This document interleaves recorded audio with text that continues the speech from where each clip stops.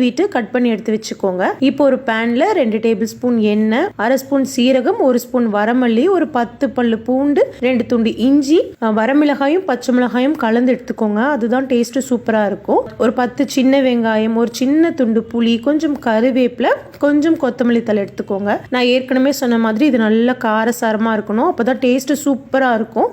காரம் உங்க டேஸ்ட்டுக்கு தகுந்த மாதிரி கூட்டவோ குறைக்கவோ செஞ்சுக்கோங்க.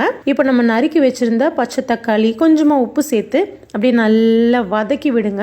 நம்ம நார்மலாக தக்காளி வதக்கும் இல்லைங்களா, அதை விட இது கொஞ்சம் டைம் எடுக்கும். ஆனால் நல்லா சுருண்டு வதங்கி வர வரைக்கும் இது வதக்கி எடுத்துக்கோங்க. இதை மூடி ஒரு 2லேருந்து 3 நிமிஷம் அப்படியே மீடியம் ஃப்ளேம்லேயே குக் பண்ணி எடுங்க. தக்காளி நல்லா மசிஞ்சு வந்ததுக்கு அப்புறம் இது நல்லா ஆற விட்டுடுங்க.